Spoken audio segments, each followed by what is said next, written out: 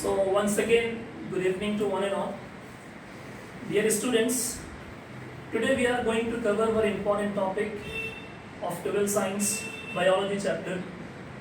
The name of the chapter is Biotechnology. In previous syllabus, this chapter was included in botany section. And in this chapter there is one more topic included, and it is genetic engineering. In new syllabus, both the topics have been included in same chapter. Now you have to study about biotechnology, and at the same time you have to study about genetic engineering. In this chapter, what are the topics that we are going to cover? Say for example, rDNA technology, PCR, which is known as polymerase chain reaction, biological tools. What are the different tools that we use to finalize or to complete any biotechnological process?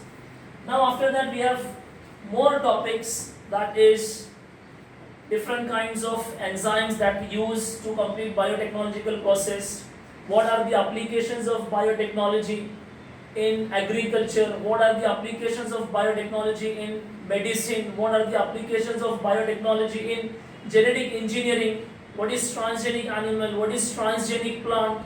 And finally in this chapter we have to cover about bioethics, which consists of two important topics. The first one is biopatent and second one is biopiracy.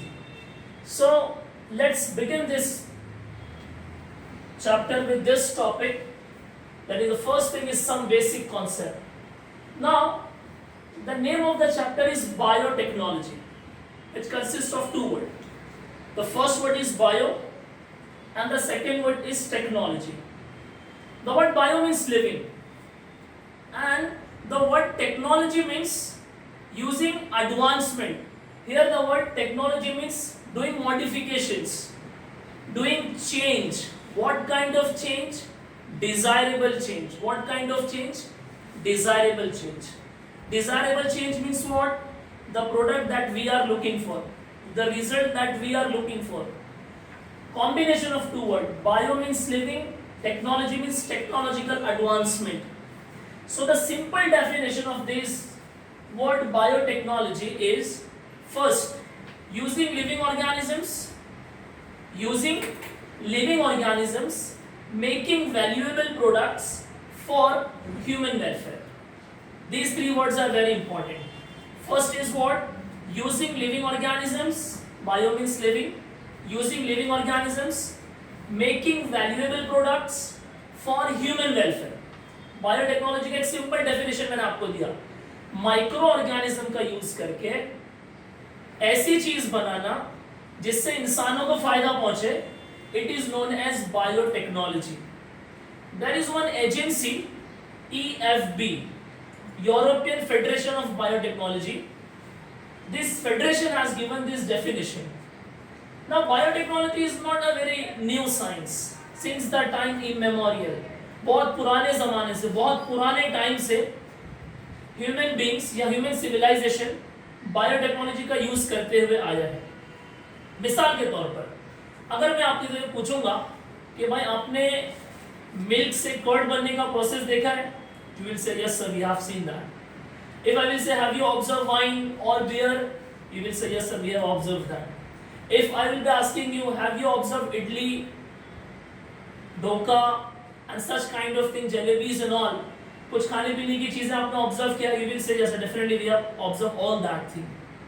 Now it's a convergent process and all convergent process consists of microorganism.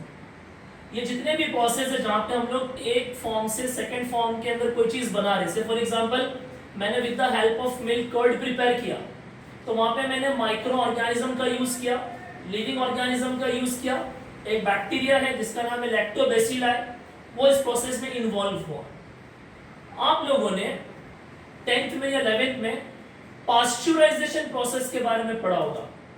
Louis Pasteur was the first scientist जिसके नाम पे हम लोग pasteurisation process को पढ़ते हैं.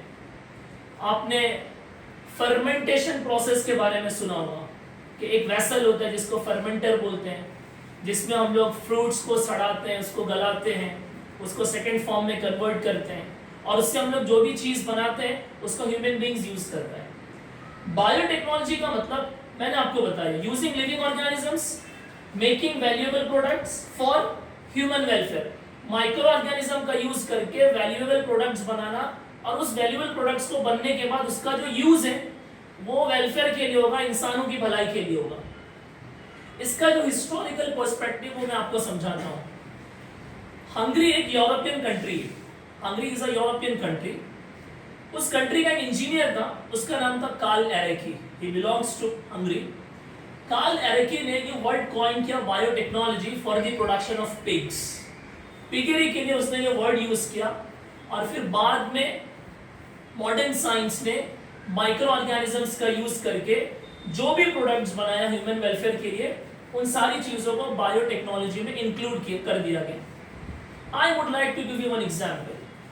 Now if a person who is suffering from insulin और उसकी बॉडी में अगर इंसुलिन प्रोड्यूस नहीं हो रहा है, then we says that he or she is suffering from diabetes. Diabetes एक बायोलॉजिकल कंडीशन है जहाँ पे इंसुलिन का जो प्रोडक्शन है वो नॉर्मल लेवल से कम हो जाता है। वी नो दैट इंसुलिन जो है वो ब्लड के अंदर ब्लड शुगर लेवल को मेंटेन करता है। इंसुलिन कहाँ से प्रोड्यूस होता है? Beta cells of islets of Langerhans से। Insulin is a hormone which is secreted from pancreas, and in the pancreas it is secreted from beta cells of islets of Langerhans. अब एक बंदा है जिसकी बॉडी में insulin produce नहीं हो रहा है, तो वो क्या करे? तो हम लोग इंसुलिन को प्रोड्यूस करने के लिए we the science student, we the scientist people, we the students who belongs to science community, we use living organism. What kind of living organism? That we can easily handle, that we can easily collect. Say for example, you people are aware of this word E. coli. E. coli is a name of bacteria. The full form of E is Escherichia coli. E. coli जो bacteria है, हम लोग insulin को produce करने के लिए E. coli bacteria का use करते हैं। क्यों यूज करते हैं? बैक्टीरिया का यूज क्यों करते हैं? कोई दूसरे ऑर्गेनिज्म का यूज क्यों नहीं करते हैं? This is the question of discussion. Because bacteria का जो रिप्रोडक्टिव कैपेसिटी वो बहुत हाई होता है। बैक्टीरिया का जो रिप्रोडक्टिव कैपेसिटी वो बहुत हाई होता है। उनमें जो सेल डिवीजन होता है वो माइटोसिस होता है। We know that when a single cell divides it form 2 और 4 डॉटर सेल्स। तो बैक्टीरिया में माइटोसिस होता है, तो हमको मल्टीप्लिकेशन डिवीजन में चीजें मिलेंगी। How we produce human insulin? The common name of human insulin is humulin. Humulin. The common name of human insulin is humulin. अब मॉडर्न साइंस और मेडिकल साइंस इतना डेवलप हो गया है कि से फॉर एग्जांपल अगर किसी इंडिविजुअल की बॉडी में कोई नेचुरली सब्सटेंस प्रोड्यूस नहीं हो रहा है, तो with the help of medical science और with the help of modern biotechnology we can produce that all things that we are looking for. Say for example, I was giving you example of insulin. We take out the gene which is responsible for the production of insulin, या we take out the cell which is responsible for the production of insulin. हम एक ऐसा cell या ऐसा gene human body से निकालते हैं जो क्या प्रोड्यूस करता है? इंसुलिन प्रोड्यूस करता है। मैंने फर्स्ट वर्ड यूज किया gene. Gene is the material unit of inheritance. It is responsible for the transmission of traits from parents to offspring. Parents से offspring में चीजों को ट्रांसफर करने का काम कौन करता है? इंसुलिन करता है। मैंने आपको एक फेमस एग्जांपल भी दिया है, आपको अगर याद होगा तो, एक लेडी एक्ट्रेस का और एक ब्लैक क्रिकेटर का। अगर वो एक्ट्रेस और क्रिकेटर का एग्जांपल आपको याद है तो यू कैन इजीली अंडरस्टैंड कि जीन का फंक्शन क्या है and how it transverse the character.